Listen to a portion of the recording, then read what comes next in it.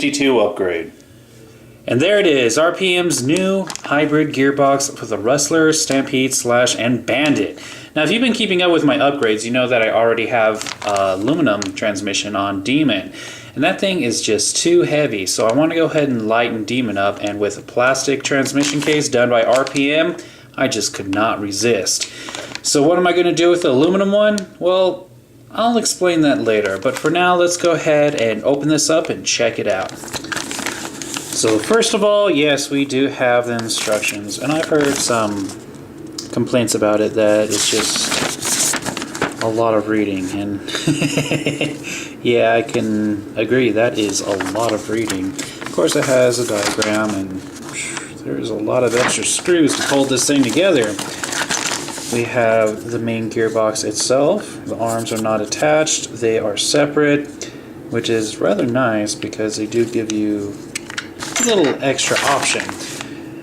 We have the 0 degrees, and then we have the 3 degrees, so it'll just give you a little bit of an angle for your tires so you can take turns better, especially if you're racing. We got the aluminum plate, which the motor mounts onto, and finally some screws, all the hardware. I'll see what I can replace, because I would like to go ahead and make as much as I possibly can stainless steel. And yes, RPM sticker. This is the first big RPM sticker. Usually I get this size, but alright, I just got to figure out where I'm going to put this. I don't think I'm going to put it on an RC. I'll find a place for it. So let's go ahead and get this whole thing started and take off the old one. So the first thing I'm going to do is remove the tires and the wheelie bar. Wheelie bar is held on with 3 screws. 2 on this side and 1 on the other. I'm also going to be removing the gearbox cover. So we're going to go ahead and pull this off, slide that off, and next I'm going to be removing the motor by undoing these 2 screws and taking off the pinion gear, which is held in with 1 grub screw. The motor is removed, and now it's time to go ahead and work on removing the rear shock tower. It's held in with 4 screws, 2 on top, 2 on bottom. I'm also going to be undoing the pins that hold on the arms and taking out all 6 of these screws. Okay, all the pins and screws have been removed, so I'm going to remove, first of all, the rear shock tower. Set that to the side, and since I took out those bottom screws, I can just lift the transmission out, just like that. Now I need to go ahead and take the slipper clutch off, and this is rather easy to do. Just put both the drive shafts all the way forward. It gives you leverage to undo this nut. Take that off, remove the spring, pull off the slipper clutch as well as the slipper clutch pad, and then we have this small little bar that I need to take out of there. After that, I need to remove the drive shafts, which is held in with a grub screw right there. And it's the same thing for each side. All that's left now is removing every one of these screws. And now I can finally take this apart. And yes, I did remove the electrical tape on the bottom. So just, yeah, that was really easy. Now I get to take out all the bearings as well as the gears themselves. So we got the drive gear, the idle gear, that was of course the diff gear.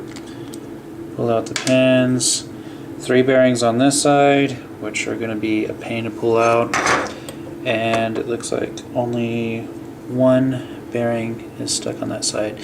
So yeah, let's go ahead and take it out, wipe down the gears, and start putting together the new gearbox. So I have all the gears pulled out, everything's been wiped clean, and yeah, let me correct myself. I said there's 3 bearings on each side. No, only 2. I was thinking of the Mini Revo. But anyways, what's going to happen is that I'm going to de-anodize it, get all the blue off these aluminum halves, and then I'm going to anodize the purple and put it on the Bandit. So that will be the fate for this. The Bandit is a very light RC, and this will add some weight to it, so I think that would be easily the best course of action. So now, let's go ahead and assemble the new RPM box. Alright, so before I get started, there's something I should probably go ahead and mention. If you can see, there is no hole in the bottom of the gearbox, like there is on the stock transmission case. So that means I don't need to use any electrical tape. That is awesome. I hate using electrical tape. So we're going to start off by putting bearings into each side. Ah, that's a tight fit. Another cool thing about it is I really do like the color blue. This ended up being a lot darker than I thought it was going to turn out. Alright, I'm going to go back to this side. So first, we have this pin. I'm going to go ahead and slide that into the slot. Really tight fit, which is good. Slide the diff gear in. Ta-da! Look at that. Then I'm going to get one of these Teflon washers, slide it on, put the idle gear on, followed by one more Teflon washer. Set that down for a moment. I'm going to get the drive gear, put a Teflon washer on each side, just like that. Whoa. Now, just going to slide that in. Everything's working really well. Now I just got to go ahead and put some white lithium grease onto the gears. Just go ahead and spread it on there while turning the gears. Make sure that it coats all the teeth. Can't have metal going on metal too much. Not a good idea. Not without some sort of grease on there. There we go. That should be a good amount. Now I can go ahead and seal this box up. So just go ahead and slide the top on just like that. And now I can go ahead and attach all the screws that hold it together. Okay, so we only have to put in 4 screws. These 2 screws don't go in this side.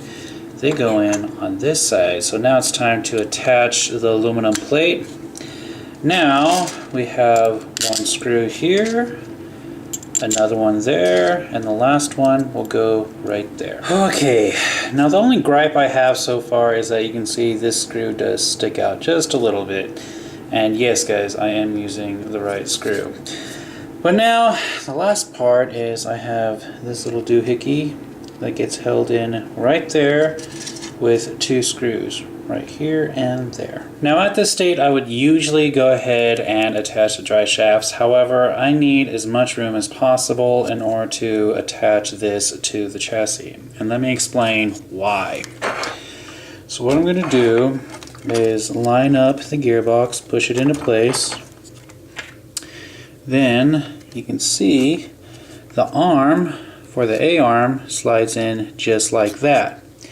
Next, this screw has to go through, let me flip it around, this hole, come up through the top, and it's sealed with a nut. Then this screw goes right here and holds the bottom of the arm to the chassis. So that is what I'm going to do right now. And there we go. That is how it is installed to the chassis. And it's the same exact process for the other side. And the other side is done. And yes, you will notice that one of these nuts is silver. In fact, I made the other side silver as well. The reason why I did that is this is a nut you're supposed to use. However, you're supposed to get 4 of these. With me, I only got 3 of them. And then I got this one. This one is a completely weird, odd size that doesn't fit on any of the screws I have that came with the RPM. So that's 2 strikes for me. They gave me one of the wrong nuts, and yeah, that drives me nuts having that screw sticking out like that. But besides that, everything else looks fine. So now I'm going to go ahead and reinstall the drive shafts and start working on the slip clutch. Okay, so the drive shafts are on there, and I had a little bit of a stroke of genius. that weird oddball nut, I just went ahead and used it to cover the end of the screw that was coming out of the case. Are you supposed to do that? I don't know, but I did it. And if you're wondering, this nut didn't even fit onto that screw. I had to force it on there, so whatever. As someone I know says, it is what it is.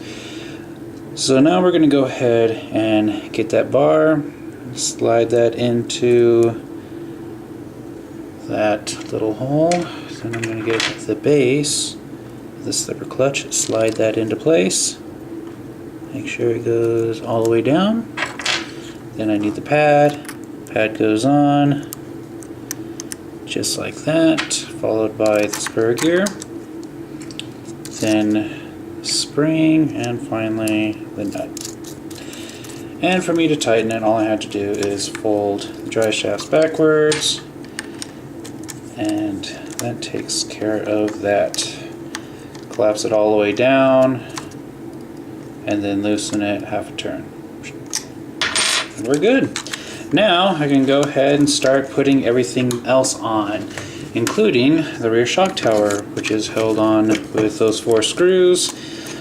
And I'm going to attach the drive shafts back together, slide in the pins, and I'm also going to put those last 2 screws that hold the transmission case onto the chassis. And yeah, I'm pretty much done. I just got to go ahead and reattach the motor, then put the gearbox cover on, and the gearbox cover uses that hole and this hole to attach on.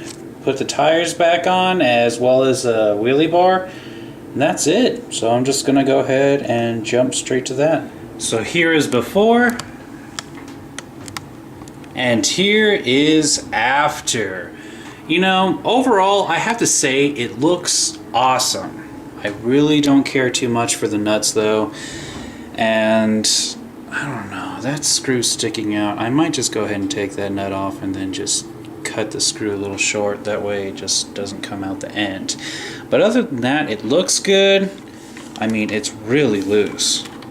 I mean, Demon just is running smooth now. Not to mention, it did take some weight off, which is exactly why I wanted to do this all to begin with.